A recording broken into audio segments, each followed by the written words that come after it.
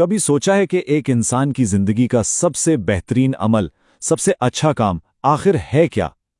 آج ہم شیخ ابو زید ضمیر کے ایک بیان کی روشنی میں اسی سوال کا جواب ڈھونڈنے کی کوشش کریں گے، اور یہ ایک ایسی بات ہے جو سیدھا ہمارے ایمان کی بنیاد تک جاتی ہے۔ یہ وہ سوال ہے جو کہیں نہ کہیں ہم سب کے ذہن میں آتا ہے کہ اتنے سارے اعمال میں، اتنے سارے کاموں میں وہ ایک کام کون سا ہے جو سب سے افضل ہے، جس کی قیمت سب سے زیادہ ہے؟ تو اس کا جواب کوئی عام جواب نہیں ہے، اس کا جواب ہمیں سیدھا نبی صلی اللہ علیہ وسلم سے ملتا ہے۔ ایک بار ایک صحابی نے ان سے بالکل یہی سوال پوچھا تھا، اور جو جواب ملا نا، وہ سیدھا زندگی کے آخری لمحے سے جا کر جڑتا ہے۔ جواب تھا، تو اس حال میں مرے کہ اللہ کی یاد سے تیری زبان ترو تازہ ہو۔ ذرا اس بات کی گہرائی کو سوچئے کہ زندگی کا سب سے بڑا مقصد، سب سے افضل عمل یہ ہے کہ انسان کا جو آخری کام ہو وہ اپنے رب کی یاد ہو۔ لیکن سوال تو اٹھتا ہے نا کہ ایسا کیوں؟ آخر صرف اللہ کی یاد ہی سب سے افضل کیوں ہے؟ تو اس کا جواب ہماری تمام عبادتوں کے اصل مقصد میں چھپا ہوا ہے۔ اگر غور کریں تو ہماری سب سے بڑی عبادت یعنی نماز، اس کا بھی بنیادی مقصد کیا نکلتا ہے؟ اللہ کی یاد۔ اصل میں ہر دینی عمل کا مرکز، اس کا کور، بس یہی ایک نقطہ ہے کہ اللہ سے رابطہ قائم رہے اور اس کو کبھی بھلایا نہ جائے۔ اچھا، اب اس کا الٹا سوچتے ہیں۔ اگر اللہ کی یاد اتنی ضروری، اتنی اہم ہے، تو پھر اس کو بھلانے کا انجام کیا ہوتا ہے؟ یقین مانیے، ہر پریشانی کی شروعات ہی وہیں سے ہوتی ہے۔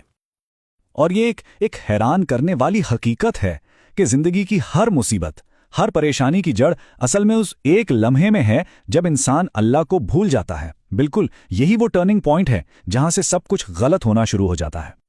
اور دیکھیے، یہ یاد صرف مشکل وقت کے لیے نہیں ہے، یہ علا کلی حال ہے، یعنی ہر حال میں۔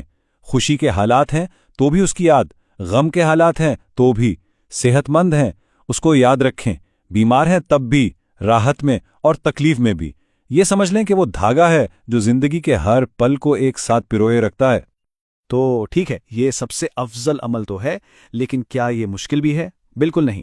حقیقت تو یہ ہے کہ یہ سب سے آسان عمل بھی ہے۔ ذرا سوچا جائے، ذکر کرنے میں آخر کتنی مشقت لگتی ہے؟ کوئی پہاڑ تھوڑی اٹھانا پڑتا ہے۔ یہ اتنا آسان عمل ہے کہ صرف زبان کو حرکت دے کر کیا جا سکتا ہے، اور اگر فرض کریں وہ بھی ممکن نہ ہو تو خاموشی سے دل میں بھی اپنے رب کو یاد کیا جا سکتا ہے۔ اور اس سب سے آسان عمل کا سب سے خوبصورت پہلو تو اب سامنے آتا ہے۔ یہ کوئی ون وے اسٹریٹ نہیں ہے، یہ ایک دو طرفہ رابطہ ہے، ایک ایسا کنیکشن جو بہترین موت کی طرف لے جاتا ہے۔ اب اس عمل کی گہرائی پہ غور کریں۔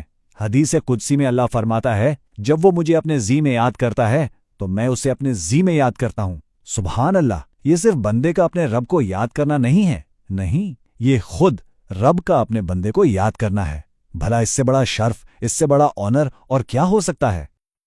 تو چلیے وہیں واپس آتے ہیں جہاں سے ہم نے بات شروع کی تھی۔ بہترین انجام، سب سے اچھی موت یہی ہے کہ انسان اس عظیم الشان مکالمے میں، اس ڈائلاگ میں، یعنی اپنے رب کو یاد کرتے ہوئے اس دنیا سے رخصت ہو۔ تو پھر یہ ساری گفتگو ہمیں ایک آخری سوال پر لا کر کھڑا کرتی ہے، ایک ایسا سوال جس پر ہم سب کو واقعی سوچنا چاہیے۔ ہماری اپنی زندگی میں اللہ کی یاد کی کیا جگہ ہے؟